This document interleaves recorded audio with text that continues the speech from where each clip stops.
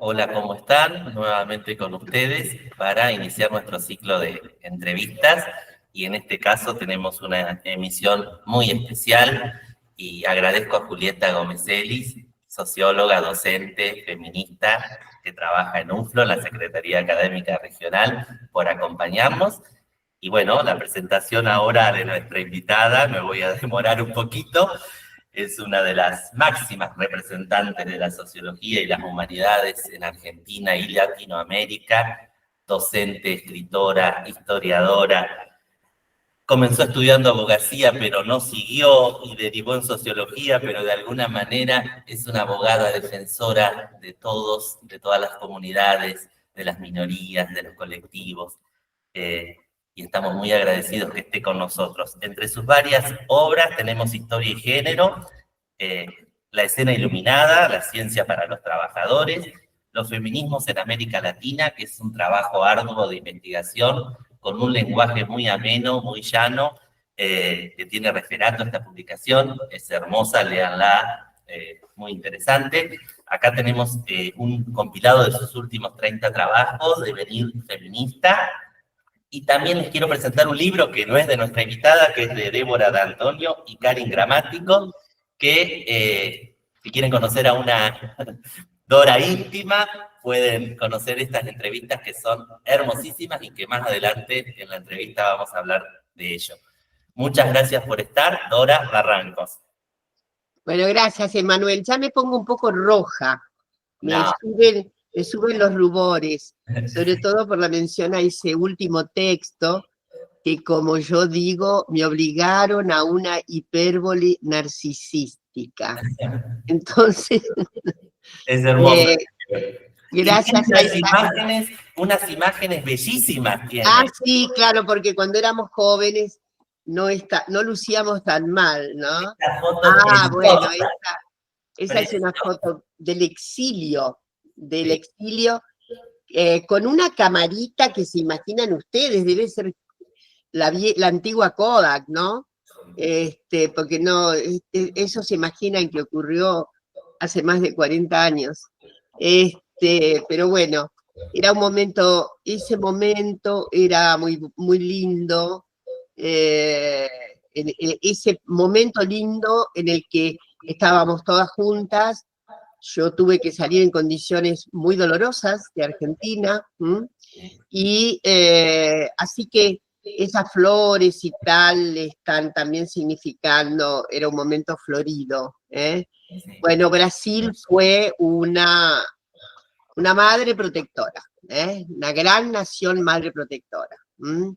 Y de modo que, bueno, ahí pudimos reiniciar nuestras vidas de una manera que tiene toda la fuerza de la empatía, ¿no? Yo le debo a Brasil todas las reparaciones, ¿no? El hecho de que mis hijas se pudieran criar con muchísimo, yo diría con muchísima empatía de los grupos escolares, y van a la escuela pública. En Brasil no es tan común, me voy un poquito por las ramas, pero les cuento, no era tan común y no sigue siendo tan común que las clases medias envíen sus hijos a la escuela pública, lo cual siempre de mi parte ha sido una crítica empática, pero crítica, ¿no? Siempre he dicho que si las clases medias se abstienen de enviar sus hijas, hijos, hijes a la escuela pública no tendrá la misma posibilidad de renovación, la misma posibilidad de enjundia, porque ya se sabe que la manifestación en general la manifestación de mejoría, el reclamo, suele, en materia educativa, suele ser hecha por las gentes de clases medias. Las clases populares a veces no tienen ni fuerza para reclamar una escuela digna, ya lo sabemos, ¿no? Entonces, esta sinergia que permite que las clases medias, como ha sido el caso de Argentina a lo largo del siglo XX, ahora la cosa ha cambiado mucho porque hay paridad en el reclutamiento de alumnado en escuelas públicas y privadas. Pero bueno, eso es un cambio notable desde, yo diría, desde retomada la democracia. Retomada la democracia, fue mucho más acentuada la procura de escuelas privadas, y no solo por parte de los sectores medios. Eso es toda una cuestión. Es cierto que hay escuelas privadas de todas las calidades posibles, ¿no? Escuelas secundarias, sobre todo privadas, pero bueno, eso es una harina de otro costal. Lo que quería decirles es que yo mandé mis hijas a la escuela pública. Y algunas queridas amigas, amigos decían, bueno, había amigas que tenían sus hijos en la escuela pública, pero digo, en general, la escuela pública brasileña no tenía buena prensa entre los sectores medios. Piensen ustedes que es un sistema escolar impactante en número. De hecho, el magisterio brasileño, en número, en su composición demográfica, es el más grande de América Latina. Luego sigue México y demás. ¿Por qué? Por la cantidad de habitantes que tiene Brasil. Y la otra cuestión, la cantidad de habitantes jóvenes que tiene Brasil. La cantidad de habitantes, digo, si ustedes analizan lo que es la pirámide demográfica, ahora ha cambiado mucho también, pero es una pirámide generalmente más joven que la Argentina, ¿sí? Por lo tanto, las obligaciones respecto de la obligación de la escuela elemental tienen una amplificación enorme. En materia tienen que tener más recursos, tienen que tener más maestras, más maestros. Bueno, me fui por allá, pero... No, por favor. Juli, no sé si querés comenzar. Sí, me encanta esto que planteas de la educación y quiero retomar eso.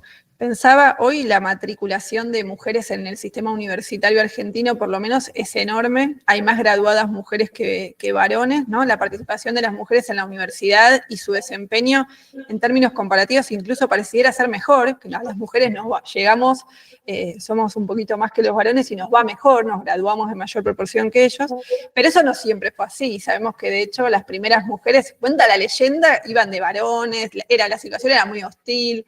Yo te quería preguntar cómo fue tu experiencia, en qué momento, cómo fue estudiar en tu época, para tu generación siendo mujer, cómo fue ingresar al sistema universitario.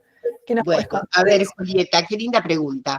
Primero por esta constatación con que inicias la cuestión. Efectivamente, no se pongan tristes los varones, las mujeres salen más rápido y con mejor calificación. Lo paradójico es que el desempeño después es desigual. Esto es lo paradójico. Salen más mujeres, mejores calificaciones, y todavía se sostiene un mito aberrante: la subcalificación de las mujeres. Es un mito aberrante porque las mujeres están en promedio más calificadas que los varones libres. La otra pregunta que me haces es, yo tuve la suerte, hay un gran crítico, filósofo liberal, que los liberales no estudian para nada porque está dentro del índice, que es John Rawls, que él habla un poco, dice así, la lotería del nacimiento, algo así. Es una lotería. ¿Cómo nacemos? ¿Dónde nacemos? La oportunidad es una lotería, ¿no? Entonces, en la lotería de mi nacimiento yo fui a parar entonces a la familia de un maestro. Mi padre era maestro, era director de escuelas, luego Llegó un tiempo a supervisor cuando ya vivíamos en Buenos Aires y lamentablemente murió muy joven. Así que yo tengo un poco en el ADN, tenía la cuestión, a ver, medio infatuada de la docencia. Si me pienso niña, me pienso dando clase, haciendo de maestra todo el tiempo, entre las cosas. Y mi padre, que era una figura muy robusta, digo, en términos de principios morales, en términos de valores, en términos de apreciación de la condición humana, etcétera. Yo creo que era feminista, por una serie de cuestiones, de conductas y demás. Tuvo una puesta enorme en mí, también había condiciones familiares para eso, y de modo que a mí el tránsito, la obligación casi de hacer de mí una universitaria, se impuso, ¿cómo decirlo?, de manera muy endógena, ¿no? Muy desde la propia casa, desde el propio hogar. Y bueno, eso es lo que pasó. Yo, como era una justiciera básica también, lo he dicho muchas veces, creía que y muy leguleya, muy leguleya, muy leguleya. Es decir, ustedes saben que alguna vez confesé que yo no era feminista hace tantos años atrás, pero prefiguraba el feminismo porque lo que más me encantaba era ganarle discusiones a los varones. Me encantaba. Y además, como tenía esa cuestión hogareña, de mucho libro, ¿no? De recepción de libros, porque la escuela recibía en aquella época en que mi padre actuaba en el interior del Consejo Nacional de Educación volúmenes y volúmenes notables. El olor a libros a mí me impactaba muchísimo. De modo que esa fragua tan notable me llevó a que debía estudiar Derecho. Cuando terminé la escuela normal, que fue en el Normal 4 de acá de Capital, bueno, dije, lo mío es Derecho. Y la verdad es que había un ciclo de introducción que era una especie, no era el CBC, era el examen que se tomaba en la época. Estoy hablando del año 65, 66. No, perdónenme, yo egresé, discúlpenme, no, estoy diciendo tonterías, 59, 60. El 65 ya estaba hacía tiempo que había optado por sociología, por eso. Y bueno, pero lo que fue muy interesante para mí fue el ciclo obligatorio que teníamos que cursar, dar los exámenes, era un examen de ingreso, pero que tenía todo ese ciclo. Y a mí me fascinaba muchísimo, muchísimo toda la parte que tenía que ver con la sociedad, incluida hoy las humanidades, filosofía, me atrapaba muchísimo. Luego, terminado el curso, comenzó las primeras materias de Derecho. Y la verdad, quiero decirles que salvo el gran introductor a la teoría del derecho, que es muy usado todavía, me aburría enormemente la norma por la norma, ¿no? Esto de estudiarse de memoria el Código Civil era para mí, yo decía, pero yo estoy buscando otra cosa, estoy buscando lo que está abajo de todo esto, lo que está abajo, ¿cómo se produce esto? ¿Qué pasa con los que la infringen en todo caso? ¿Qué pasa por qué se crea esto? Bueno, y ahí había aparecido ya la carrera de sociología. Se inauguró ahí, hacía en esa época, 2 años. Y bueno, y alguien me estimuló mucho para que, alguien me dijo, ay, pero usted como es, su carácter y qué sé yo, no sé qué, le vendría muy bien sociología. Bueno, por supuesto, ahí sí, además tenía una querida amiga que estaba cursando filosofía, iba a hacer letras ella, y me trajo todo lo inherente al nuevo programa que había que hacer también, cambiando lo que tiene que cambiar, era también ingreso como había dado.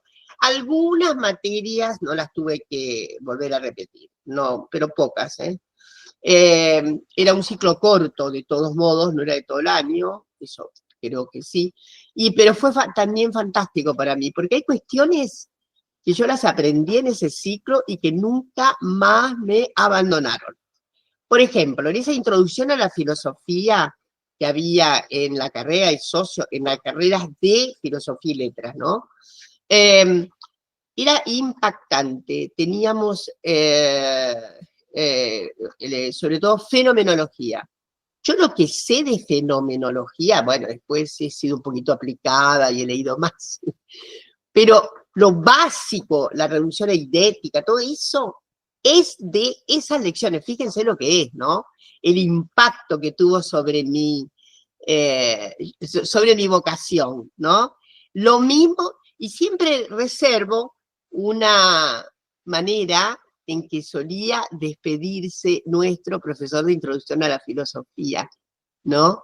Que sé que vive, que está muy bien, que hizo carrera en Europa, sobre todo en París, y que él decía algo. Ustedes deben saber que nuestra época era agitadísima, años 60, agitadísima, ¿no? Y había mucha vorágine, y había una subjetividad política completamente diferente, desde luego, a la de los días de hoy.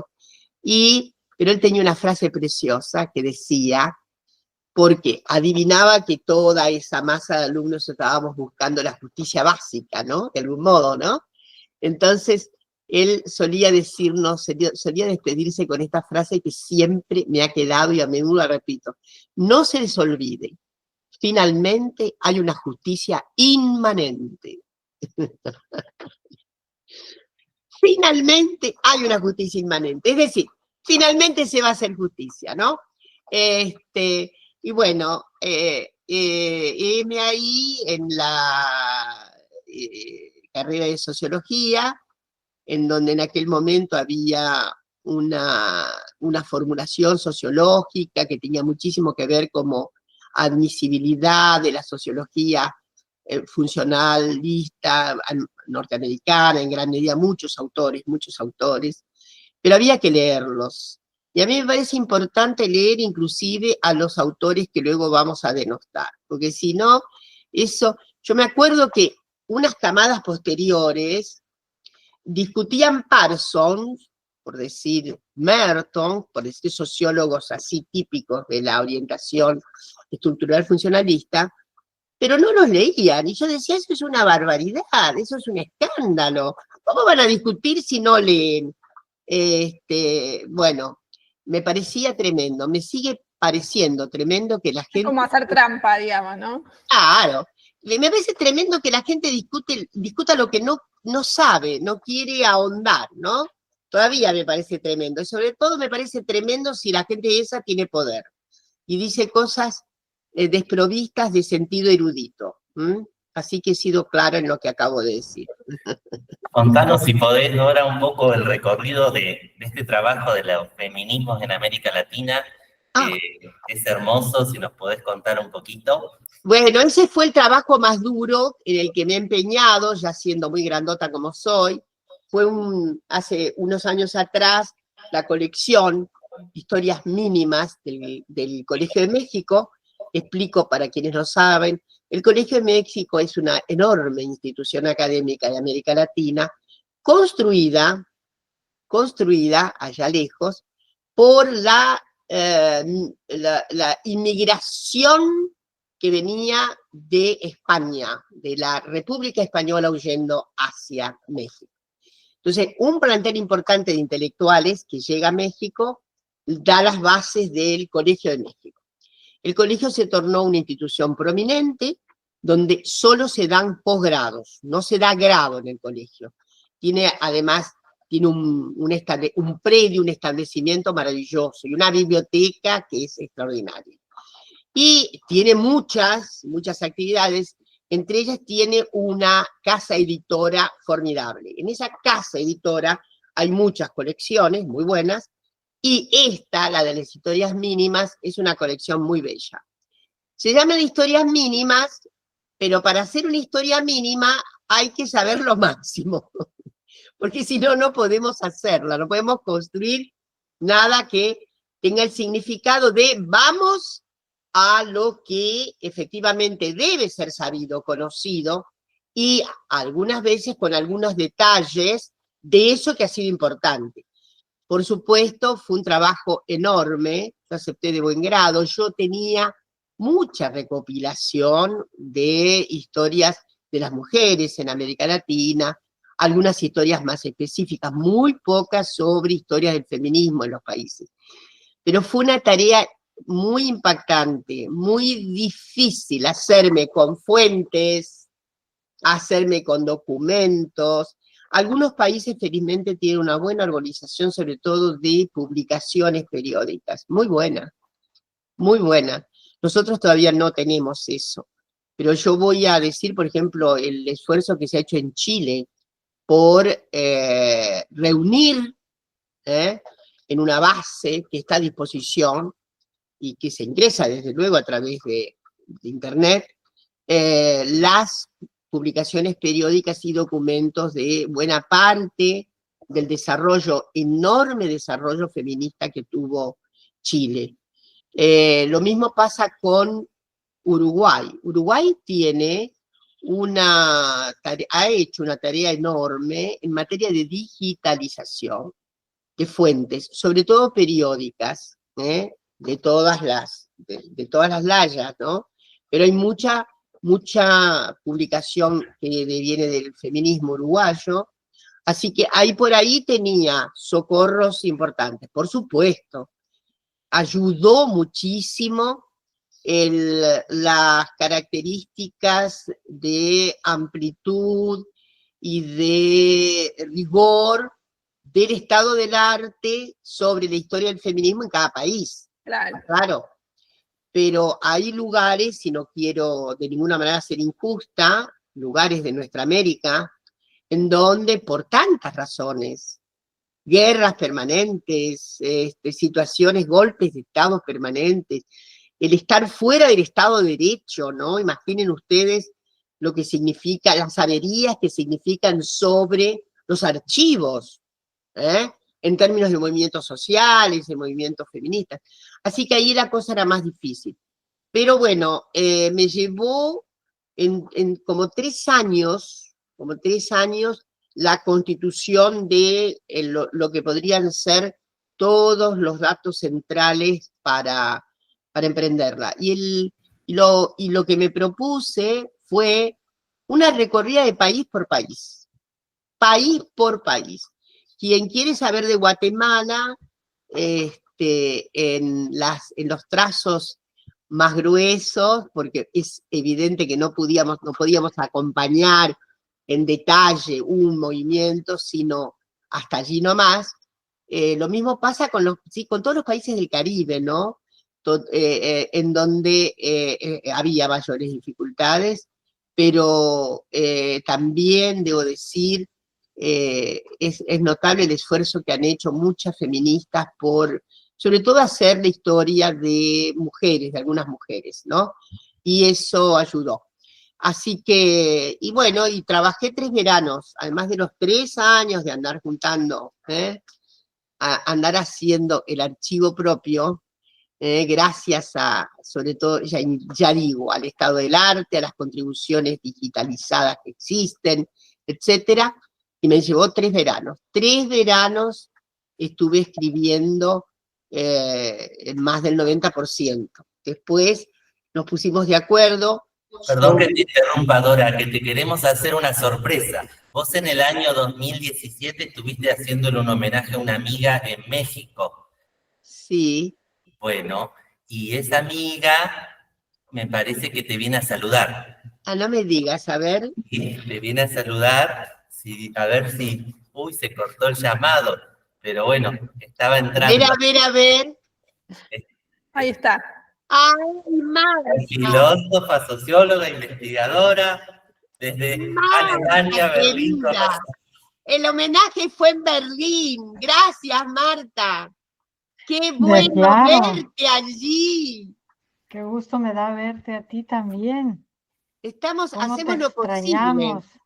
¿Cómo estás tú? Yo muy bien, pero más bien tú. Te extrañamos muchísimo. Te quisiéramos tener por acá otra vez. Sí, me acuerdo, tan bello fue ese homenaje, tan bello. Marta, Sí. debe decirse, de unas figuras luminosas de la América Latina. Y cuando me invitaron, yo dije, por supuesto, suscribo y voy y tal. Pero además, Marta fue cariñosísima, ¿eh? Nos hicimos No, unos lindos bueno. paseos, nos fuimos ¿cómo es? De festival ahí, y nos fuimos, El cabaret. una vez, no, la vez que nos fuimos al tremendo campo de concentración, Ah, sí, a Ravensbrück. a Ravensbrück, pero en Ravensbrück fue la primera vez, no esa. A Ah, Ravensbrück creo que me llevaste en el 2005. ok. Sí, Entonces fue y a a Ravensbrück fue, Oranienburg. sí, en 2005, que siempre digo qué Ah, impresionante fue aquella experiencia, porque Marta me hizo caminar, hicimos toda la actividad de caminar y de movernos tal como había ocurrido con las mujeres que habían llevado a Ravensbrück, ¿no? Bajarlas en la estación y hacerlas caminar. No son muchos. Ahora tendría que ir con el bastón, Marta, ¿sabés? sí, Salí del COVID con un bastón, qué porque terrible. tremendo. No, pero el COVID no me hizo nada. El problema es ese que, viste que el único término biológico en el que yo creo es que evidentemente envejecemos, pero este, Pero y nada más el cuerpo, porque la mente rejuvenece. no, la mente, como yo digo, menos mal que la mente no la tengo en las rodillas, ¿no? Y además, Sí. no, hay una cosa bellísima que ha hecho una querida colega que tal vez conozcas, Lu Sequia. Ujú. Ha presentado un trabajo precioso que se llama El origen de los sexos. Ujú. El día que nos encontremos en Berlín te lo doy. Perfecto. Pues te vamos a invitar para que vengas. Sí, escucha Marta, ¿todo bien contigo? Bien. Claro que sí, recordando mucho a Dora, les tengo que decir que Dora fue para nosotras aquí en Berlín y en México, pues un modelo a seguir, porque era una feminista de vanguardia y que siempre ha sido vanguardia. Ella no se ha bajado de la vanguardia y lo interesante de ella es que no se encerró en la teoría, sino que se salió de la sociología y se fue a la historia y como historiadora estuvo al frente de las luchas y de ella aprendimos precisamente que había que luchar hasta el final y no aflojar nunca, porque los golpes son fuertes todo el tiempo y de veras que una gran pensadora como Dora, son pocas en América Latina, son pocas, y francamente que para mí es un honor haberla conocido, haber colaborado con ella, haber recibido su apoyo, porque ella nos apoyó muchísimo en todos nuestros proyectos, y ver que venía acá y cada vez que hacía una presentación nos abría los ojos a muchas perspectivas, a pesar de que nosotras, ya ves, cuando éramos jóvenes y grandes activistas y pasábamos por ahí, pues nosotras queríamos contradecir todo y hasta Dora la contradecíamos, pero ella siempre permanecía, y eso era lo admirable, permanecía terca en su línea de lucha y fue tan fuerte que nos ha marcado todo lo del aborto, toda esa lucha en contra de las dictaduras, de las injusticias, todo lo que tiene que ver con el acoso sexual, etcétera, ¿no? Es una cosa, ha sido fulminante tu paso por nuestras vidas. Es algo que quería decirlo porque es muy importante, sobre Y es todo que para las me generaciones conmoves mucho, me conmoves mucho. jóvenes que se están alejando de nosotras, ¿no? Porque ya andan en unas líneas distintas que son muy valiosas y que hay que apoyarlas, pero también hay dos, tres cositas por acá que gentes como feministas de la talla de Dora pueden darles muy buenas pistas, ¿no? Y ella tiene muchos años de experiencia en esta lucha y si hay alguien de la que podemos aprender es de ella. De verdad que te lo agradezco mucho, Dora, Ay, no sabes Marta querida, cómo te gracias. extraño, cómo te Gracias a extraño. ti, que además ella tuvo la magia, la magia de hacer ordenamientos interesantes. Ustedes saben que cuando las mujeres nos juntamos, suele haber un mito de que hacemos más barullo que los varones. Los varones son menos productivos, eso es absolutamente. En materia de barullos hacemos más, tal vez, pero somos mucho más productivas. Y Marta se empeñó, yo tengo que decir, en algo que parecía extraordinariamente imposible. Y ella consiguió, finalmente, atar todos los cabos, nos puso a trabajar así, y conseguimos efectivamente un acuerdo maravilloso de un gran plan, que, bueno, que permitió, derivadas de ese plan, es el actual doctorado que tiene Filosofía y Letras, ¿no? Que el doctorado en género, Filosofía y Letras, Universidad de Buenos Aires, ¿no? Y también, ¿no? La fuerza que obtuvieron los posgrados en otros lugares. Todavía hay consecuencias de aquel tremendo proyecto, en la que Marta fue así, una figura, yo diría central, pero sin ningún tipo de hipérbole, ¿no? Fue central. Marta, querida, dígame una cosa usted, ¿y cómo estás? ¿Continúas en la universidad? Mira, yo oficialmente ya me pensioné, lo que cual significa que ya no tengo que hacer todo el trabajo de coordinación que hacía, pero sigo en la universidad y en el instituto en investigación y doy un curso anual. Entonces tengo varios proyectos de investigación, me acaban de aprobar ahorita uno con un grupo grande sobre México, sobre el exilio judío y ya ves que ese tema marca mi biografía. Sí. Entonces estamos trabajando el exilio judío alemán y húngaro a México. Y luego tengo otro proyecto muy importante, que ese es mi proyecto preferido y que se deriva de este proyecto que hicimos con ustedes aquellos años. Estoy trabajando un proyecto sobre derechos humanos e interseccionalidad con una colega que estaba también en este proyecto española, Estela González. Ah, sí, entonces, claro. Juntas estamos trabajando en este proyecto y ya estamos por sacar varias publicaciones y es un tema que nos tiene ahorita muy entretenidas, sobre todo lo vemos la pertinencia a raíz de lo que pasó en el acto terrorista en contra de Israel del 7 de octubre del año pasado y la respuesta que ha dado el gobierno de Netanyahu y el ejército, que es algo completamente problemático y deplorable. Entonces, ahí cuando trabajamos a los derechos humanos y vemos de una perspectiva interseccional, vemos la importancia que tiene, y también en el caso de la guerra de Ucrania y Rusia y otros conflictos armados, vemos la importancia que tiene ahorita volver a retomar a esos derechos humanos y revivirlos muy poco con una visión interseccional, que es la que, y ya ves que yo ya tengo trabajando años, peleándome, porque no ha sido fácil, pero precisamente en estos proyectos estoy ahorita y como ya me salí de todas las coordinaciones, solo me dedico a eso, a la investigación y sigo siendo miembro corporativo de mi instituto y por eso es que tengo que dar clases al año, un curso, pero es algo muy importante porque así otra vez tengo el contacto, pues sigo teniendo el contacto con los estudiantes con las generaciones jóvenes, con las nuevas inquietudes y trabajando pues con los avances en los debates de género que seguimos, avanzamos, tú sabes que avanzamos 1 metro y nos regresan 5. Entonces, seguimos en esa lucha y motivando a la gente para luchar. Y claro, aquí en Alemania estamos ahorita en la era de la diversidad y es muy difícil porque entrar en el diálogo de que sí la diversidad es muy importante, pero no solo en la representación, sino en la realidad.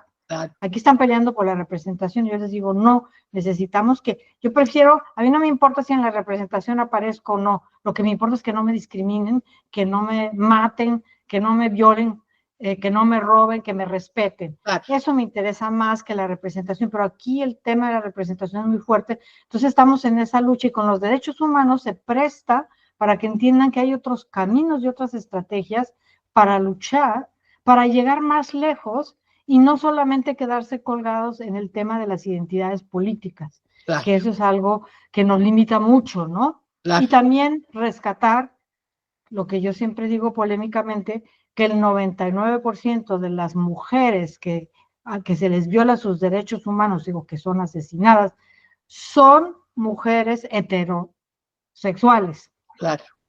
Y claro que las otras que están invisibilizadas hay que hacerlas visibles a las otras personas, a todos los de los grupos LGTBQ, Así es. pero que hay que ver que no hay que jugar uno en contra del otro, sino que tenemos que juntarlos. Entonces, por eso yo Y les hay digo, tú hay que sabes hacerlo. mejor que yo que estamos frente a una tendencia perniciosa, sobre todo del pequeño grupo TERF, digo pequeño porque en Argentina todavía es pequeño ese grupo, que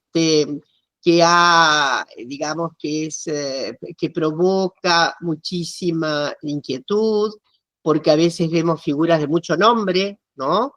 Asociadas a esa, y que coinciden, que van a coincidir patéticamente con esta hora tenebrosa que estamos viviendo en la Argentina, brutal hora, Olvídalo. lenta hora Sí. de regresión absoluta de nuestros derechos, lo que nos obliga todavía a lanzamientos olímpicos de toda la resistencia que podamos tener.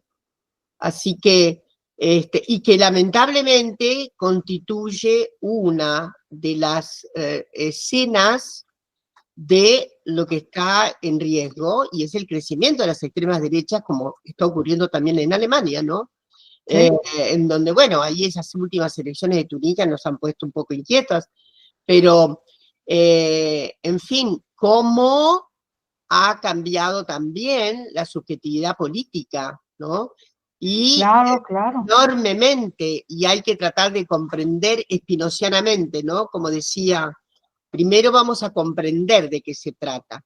Es complejísimo lo que ocurre. Ahora, yo le asigno, y tal vez estés de acuerdo, gran parte de estos dispositivos que se han tornado hiperindividualistas e hiperendomeritocráticos, ¿no? Yo puedo sola, yo no le debo nada a nadie, más o menos así, ¿no? Una cosa así. Esa abdicación del modo societal Homo sapiens sapiens, ¿está claro?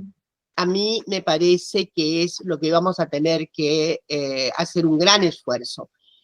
No asustarnos demasiado, pero saber que están, por otra parte, ya lo sabemos, esas extremísimas derechas se basan en el dato de la elemental comunidad del sentido, el sentido común, elemental, lo más elemental. Y con eso hacen el estropicio de un sintagma que es absolutamente nocivo, pernicioso y que es de una economía letal, el chivo expiatorio. ¿Está claro? Inmediatamente con eso construyen el chivo expiatorio. Y cada una de nuestras realidades sociopolíticas tiene el chivo expiatorio a la medida, ¿está claro? Que quiere a la medida de lo que podría ser configurativo de algo de lo que pasa en la realidad. En suma, luego, acabo de escribir sobre eso, terminan aniquilando el sentido común. ¿Está claro? Porque por un lado se basa en el sentido común, ¿no? ¿Qué es esto de diversidad? Hay un hombre y una mujer, ¿no? Cosa del sentido común, ¿está? Y luego viene una destrucción letal del sentido común, como hizo el nazifascismo. Porque el nazifascismo hizo una argumentación del sentido común, el resentimiento doloroso por todas las pérdidas y humillaciones, ¿no? Yo decía la vez pasada que ya no usamos más el término que se usó tanto, lo saben muy bien, a fines del 19, inicios del 20, Hannah Arendt hablaba de la ralea, que era esa rara composición social en donde las configuraciones eran elementales, y los trastornos de la subjetividad con un resentimiento enorme, ¿no? Con lo cual venía el Mesías, decía tal cosa y todo el mundo parecía que, en fin, pero eso fue, yo creo que muy removido, ha cambiado muchísimo, insisto mucho. Las habilitaciones del miedo, para mí, las nuevas habilitaciones del miedo y de la inseguridad existencial. Eso, miren, miedo e inseguridad existencial. El miedo da inseguridad existencial. La inseguridad existencial aumenta el miedo. Y el miedo, eso carcome absolutamente los supuestos elementales de la condición humana, solidarios, societales intensos, los intercambios auténticos, etcétera, etcétera. Bueno, pero no quiero filosofar de manera tan, como silvestre, porque tenemos que ocuparnos fuertemente en cada una de nuestras sociedades, de primero comprender, ¿no? Acá hay a veces léxicos en nuestra sociedad argentina hoy que son verdaderas construcciones de oxímoron, ¿no? O disparates. Ayer me contaba una figura interesante, tuvimos una reunión importante ayer, un grupo de gentes, y me contaba que una señora en un supermercado que está completamente alcanzada por el despropósito de la motosierra, ¿está clara? Está completamente alcanzada, jubilada y tal. Pero ¿saben? Pero miren la manifestación alienígena. Dice, pero bueno, pero estoy tranquila porque el riesgo país disminuyó a 8. ¡Qué horror! Perdón, pero eso es saturnal. En fin, pero yo confío, como siempre tengo mi optimismo espinociano y el optimismo de la voluntad también gramsciana. Yo digo, bueno, hay un momento en que la gente se pone en total evidencia que no puede soportar la servidumbre voluntaria. Si la servidumbre la imponen, pero la servidumbre voluntaria no.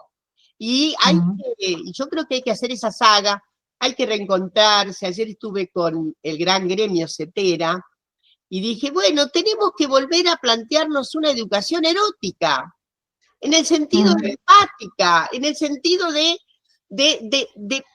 ser comprensiva, ¿no?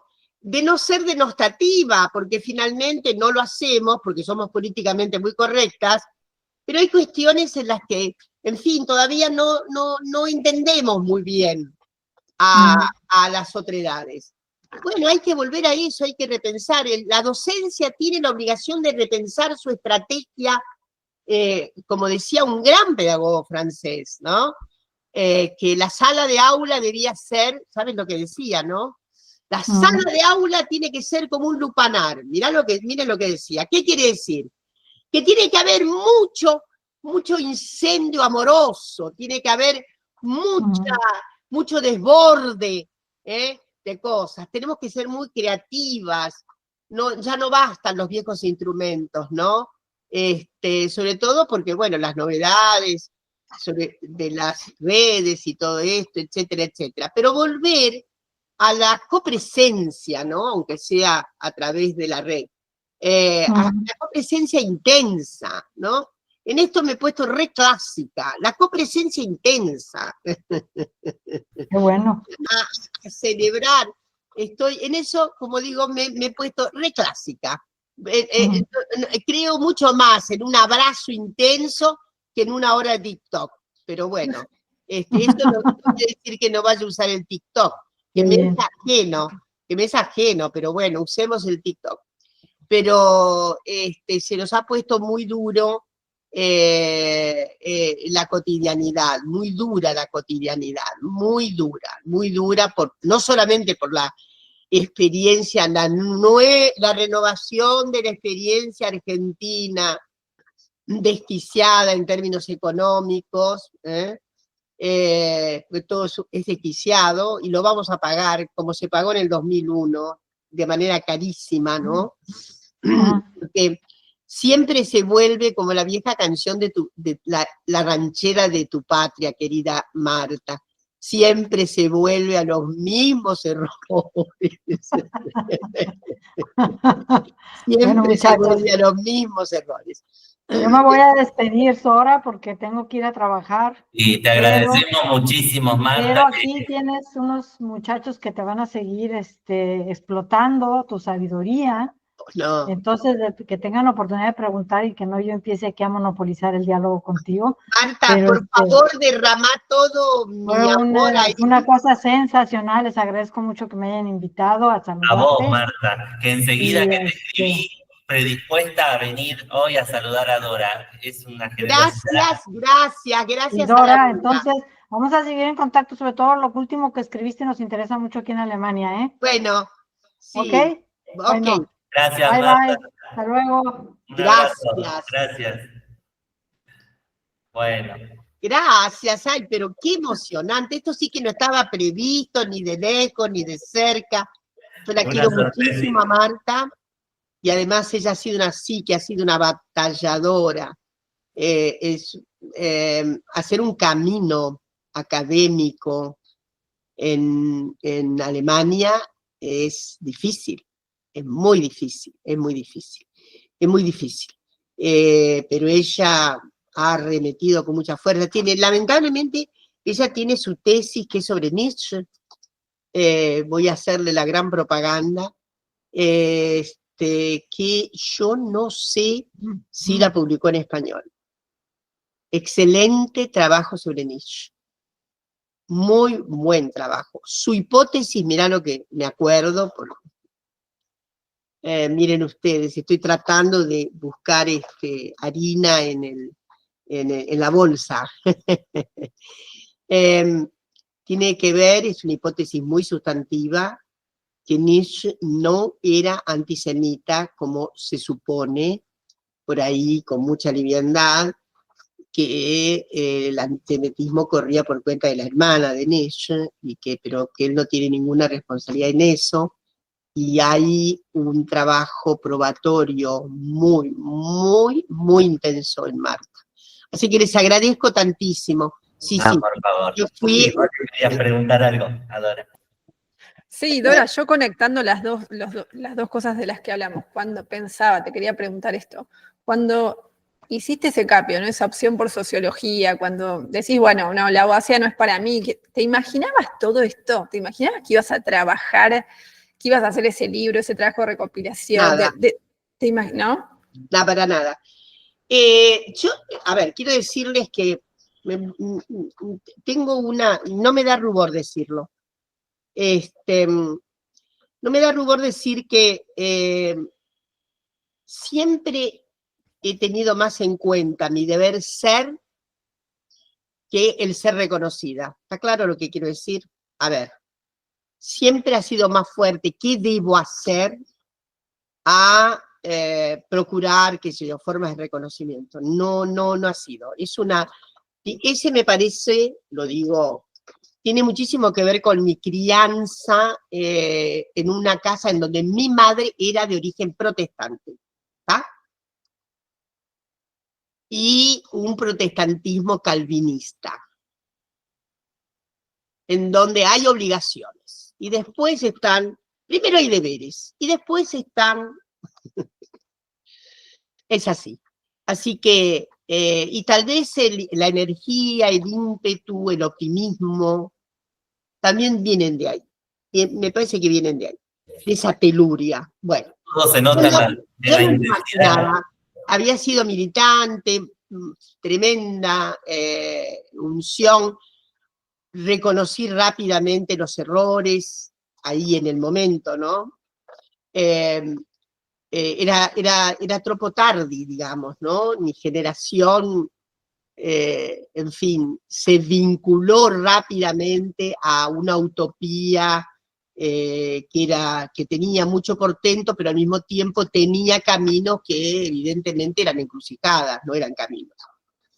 Entonces, es más, en esa temporada yo había terminado la carrera muy bien, me encantaba historia, también estaba, exactamente, tenía lo de historia. Pero yo ya había cambiado de carrera, no me iba a cambiar. Vamos a ser socióloga, después veré. Cuando me formé como socióloga me interesaban dos cosas, salud y educación, mucho. De hecho, el exilio me salvó lo que sabía de salud. Pero luego, ahí sí, hay una cuestión de mi personalidad, creo que dice, hasta acá llegaste con este tema. Saturaste, hay que cambiar. Eso sí me ha pasado siempre.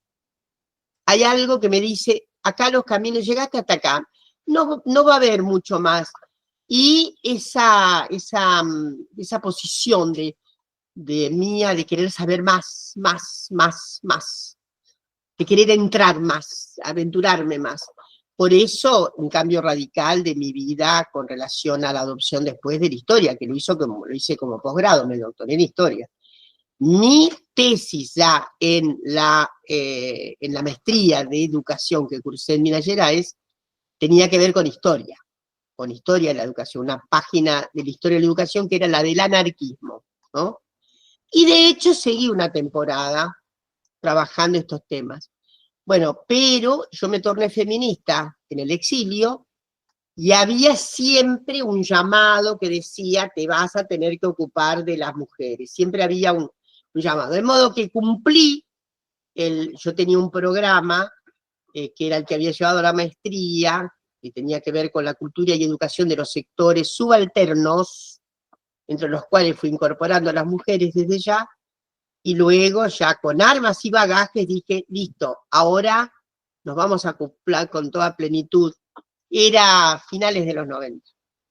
Vamos a ir por la historia de las mujeres, era muy apasionante, sobre todo algo que metodológicamente, sin que tenga una inscripción, este es el método, no es así, no dijo Foucault, este es el método, sino que nos mostró el trabajar sobre los bordes, la pregunta sobre los bordes, las preguntas en las ranuras, ¿está claro? Eso para mí era muy incentivado. Sí, no ocuparnos de aquellas cuestiones que eran que tenían tanta trascendencia de por sí, sino aquello que estaba en el socavón, o que estaba abajo de la grieta, que estaba en el zócalo. Eso para mí, porque eso es lo que había hecho Foucault. Foucault lo que hizo fue indagar los zócalos, ¿no? Lo que no tenía una perspectiva historiográfica de eso es lo que él hizo, ¿no? Ocuparse de los intersticios. Para mí eso fue muy aleccionador. Y sobre todo, bueno, pues ya cuando volví del exilio dije, bueno, ahora también se termina el ciclo de la salud pública con todo, porque hasta ese trabajo yo venía, aquí se cerró. Ahora nos vamos a... y bueno, después me inscribí, cuando yo ya estaba en la Argentina de regreso, tuve la muy buena idea. Yo me daba cuenta, yo ya estaba en el CONICET, estaba como contratada primero en el CONICET, yo me daba cuenta de que venía un impulso gigante para la gente que tenía que mantenerse en el CONICET de hacer los doctorados, ¿no? Entonces, los doctorados eran fundamentales, ya. Y fui practicando en todo el mundo la idea de que miren, que se van a poner exigentes los posgrados. Era una cuestión que yo había visto absolutamente en Brasil. En Brasil ustedes saben que si no se tiene posgrado, no se puede ser profesor universitario. Titular, claro, no se puede titular la categoría.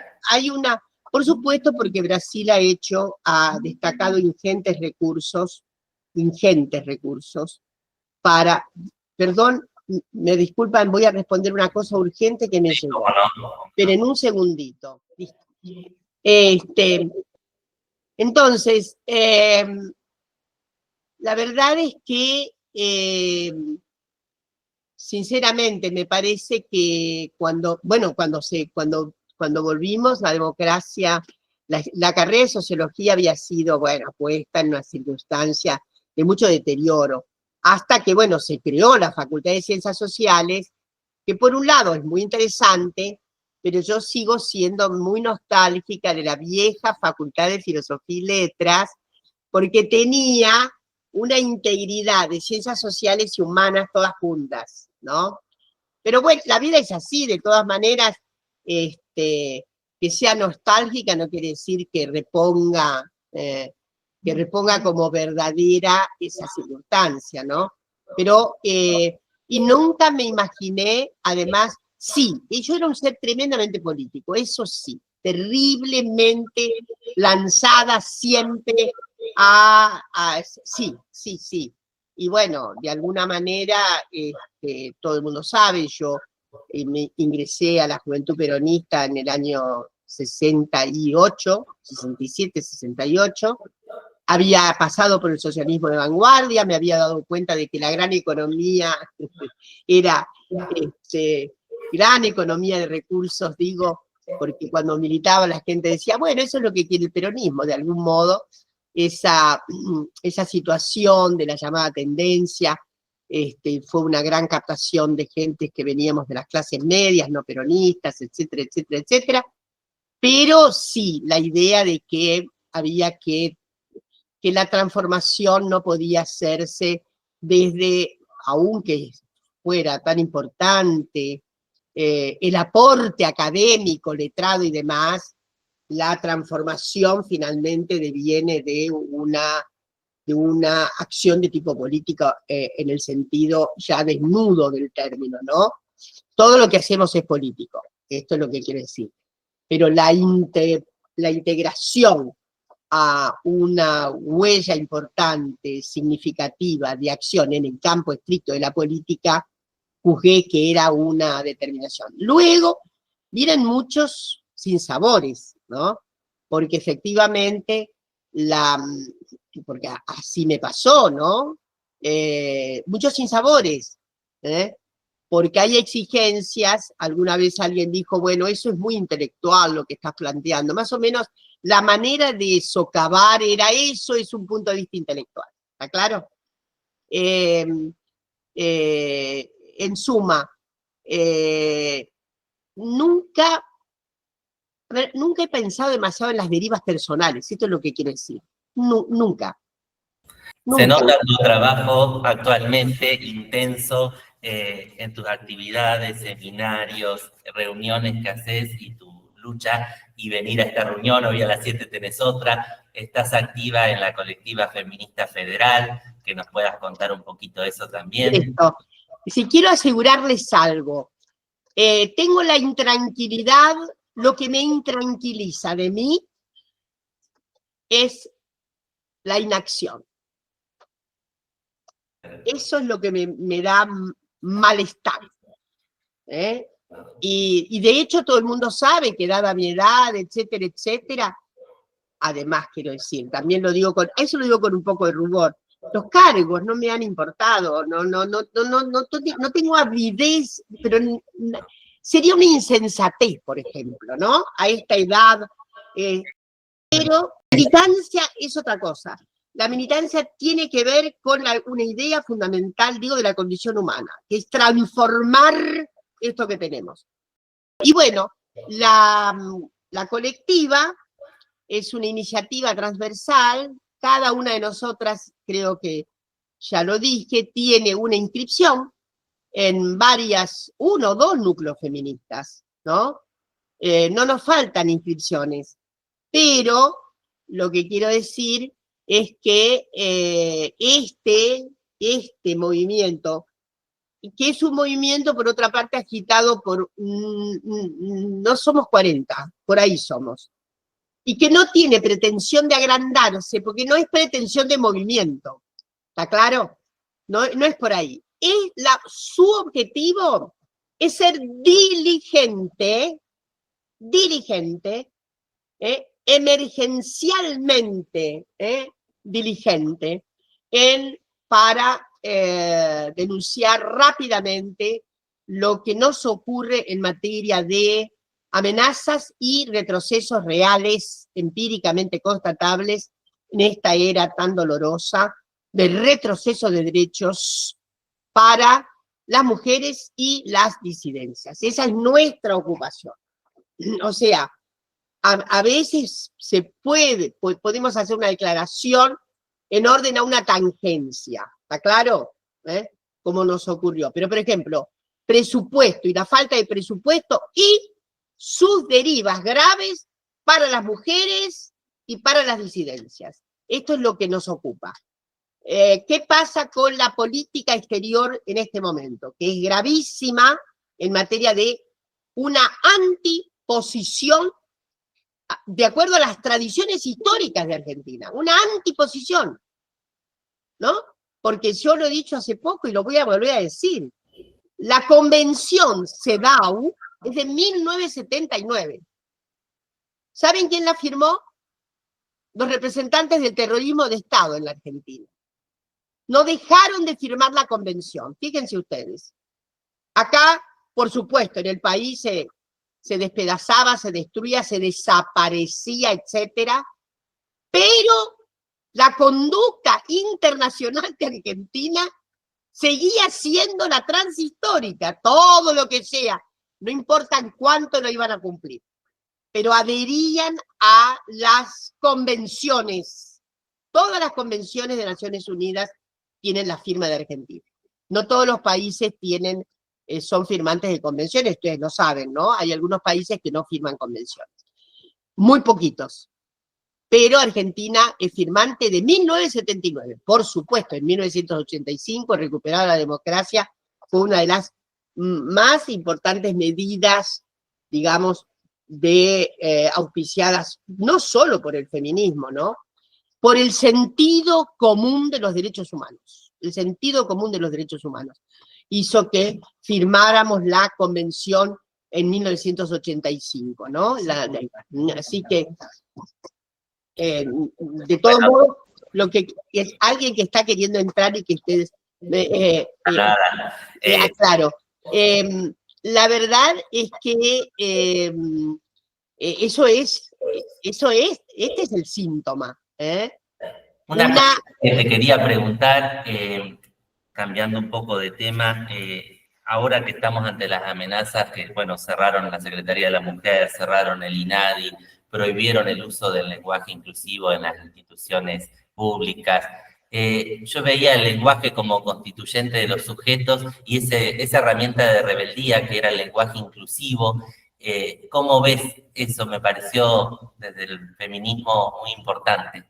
Bueno, eso es, ustedes ya lo acabas de decir y significar. Es, yo diría, de estatura escabrosa. De estatura escabrosa. No lo encuentro. Prohibir el lenguaje inclusive y llegar a los disparates del uso del lenguaje cuando una mujer ocupa un lugar, por ejemplo, en este caso, la presidenta del Senado se le dice presidente. Es el disparate mayor, ¿no?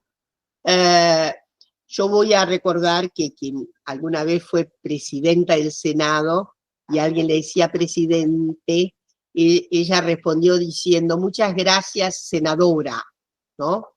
No voy a hacer nombres, porque ya.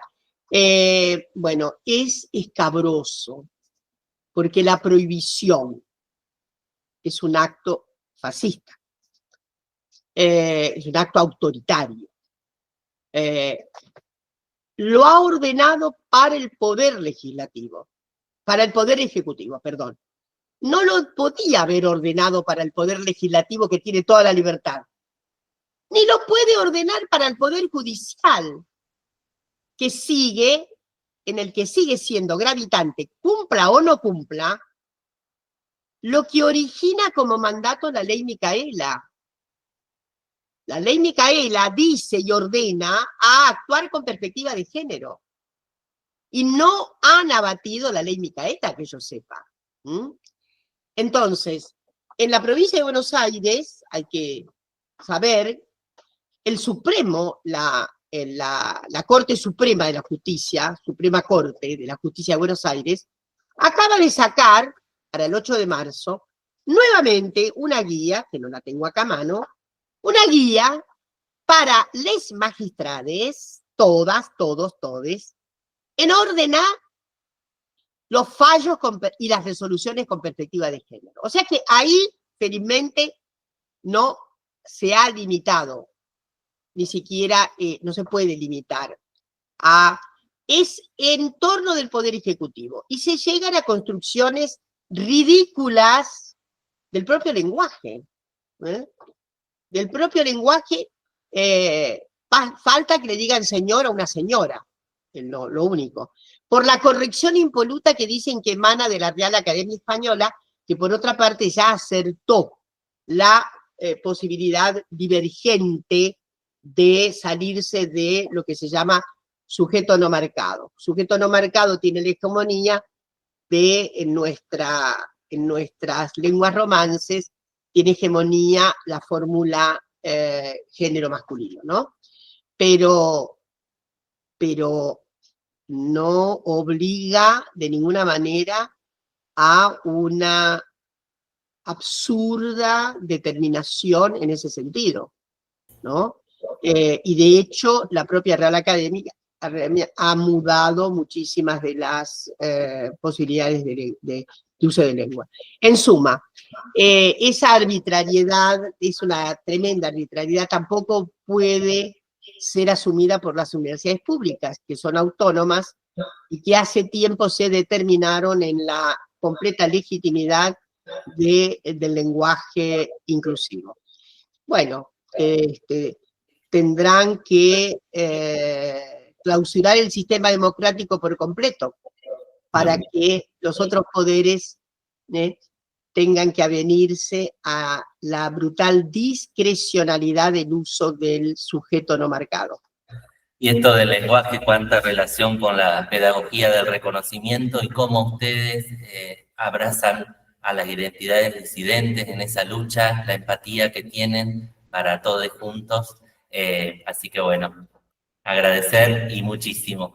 Juli, no sé si querés preguntar algo más.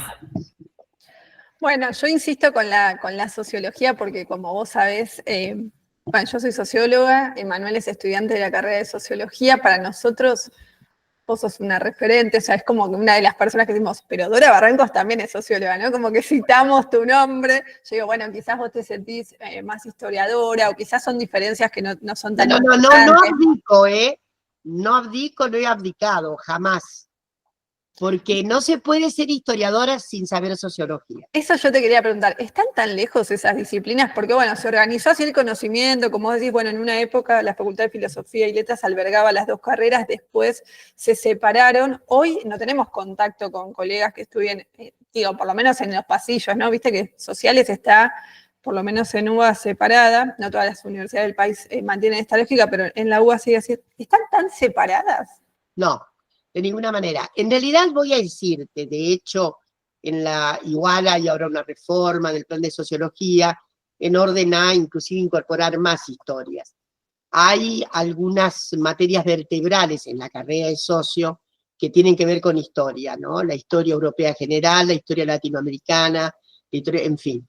Y que siguen siendo, yo creo que nodales, son, ¿no?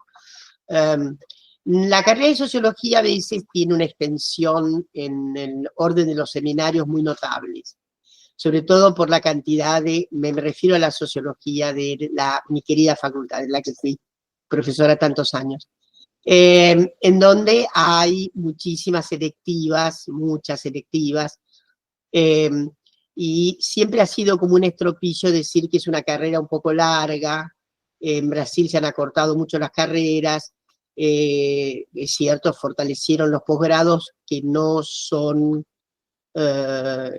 pagos. Los posgrados en Brasil es notable, ¿no? Los posgrados en Brasil son gratuitos.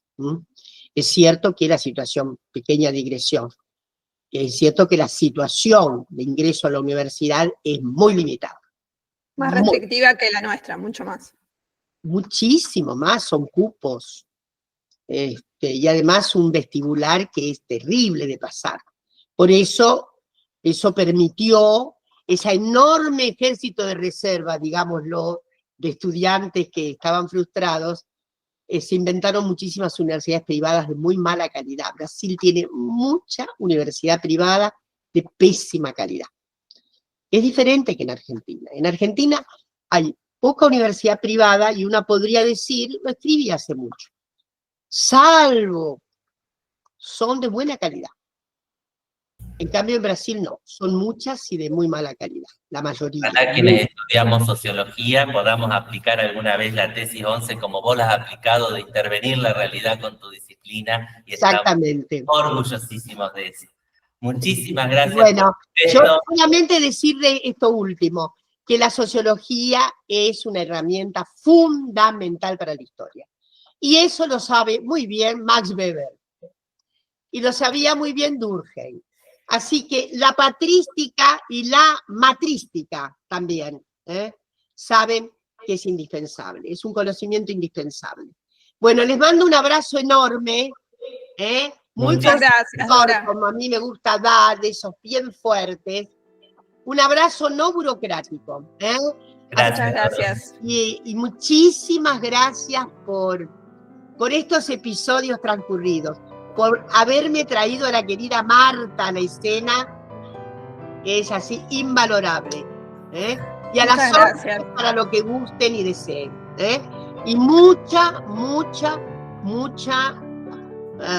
yo diría, mucha beatitud contra viento y marea. Muchas gracias, Juli, muchas gracias, Dora, por todo. Abrazos. Un abrazo.